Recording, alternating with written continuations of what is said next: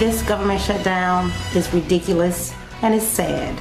Dear Congress, I think that you should write a check out of your own personal paychecks to pay back the $300 million a day that you're losing the American people. I want to tell Washington, everywhere from the president to Congress, get your job done. We voted you in there not to sit around, get paid, and do nothing. To the people in Washington, D.C., grow up. All week long, we've been asking what you would tell Washington. We're going to get the roundtables taken in just a moment. First, let's get a response to Speaker Boehner from Senator Chuck Schumer, part of the Democratic leadership team in the Senate. Senator, thanks for joining me this morning. You heard Speaker Boehner right there. He is not going to put a clean vote for a clean government funding resolution on the floor, not going to put a vote for a clean debt limit extension on the floor unless the Democrats start to negotiate. Well, first, the Speaker said there aren't the votes on the floor to reopen the government. Let me issue him a friendly challenge. Put it on the floor Monday or Tuesday. I would bet there are the votes to pass it. We have just about every Democrat. 21 Republicans have publicly said they would. There are many more Republicans who have said that they privately would. So, Speaker Boehner, just vote. Put it on the floor and let's see if you're right.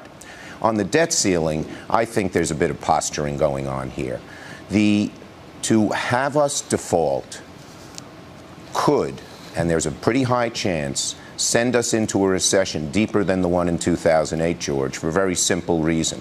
Once the markets have to mark down a major security they hold, in 2008 it was housing securities, now it's U.S. Treasuries held more widely, then banks' balance sheets get all out of whack, people stop lending, interest rates go up, lines of credit freeze, and you risk a depression.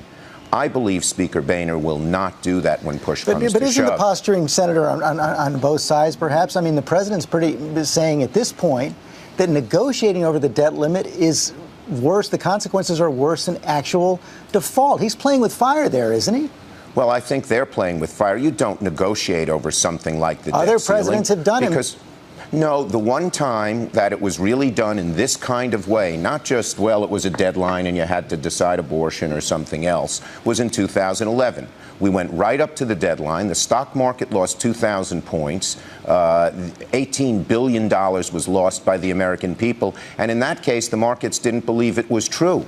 Now they are, because of their brinksmanship on federal spending and because of the kind of language Speaker Boehner used. So you could actually have the consequences of default a day or two before it actually occurs.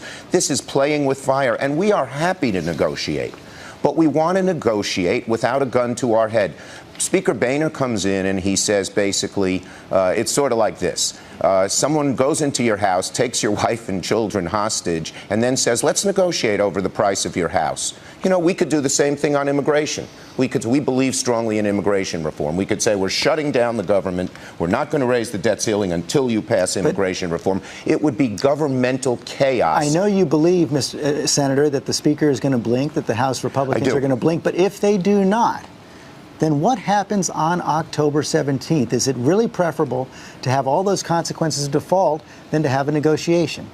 Well, the kind of negotiation you have is one with a gun held to your head, and you just can't do it, and it'll lead to a future negotiation like that and a future one. If you go for this kind of hostage-taking once, and the president did in 2011, it doesn't go away. It comes back worse and worse and worse, and the whole full faith and credit in the United States currency and the United States dollar goes down the drain. The damage is far greater than the damage that Speaker Boehner seeks to undo by somewhat reducing the budget deficit. And we're willing to talk to him about budget deficit. Leader Reid already gave him his budget number when we talked about the resolution about funding the government. We gave in to his number, and then he said Obamacare. He keeps throwing different things at the wall, and we know the reason why. Ted Cruz and the hard-right Republicans are holding him hostage, in effect, and right up to now, he hasn't had the courage or strength to resist them. Sooner or later, he'll be forced to, particularly on the debt ceiling, because the business community, which still has some weight with mainstream Republicans, if not the Tea Party, will put huge clout on him. And as we get closer, the blame will fall on Speaker Boehner and the Republican Party for this upcoming disaster. They'll have to back off. But that could go on for several days. Senator Schumer, thanks very much for your time this morning.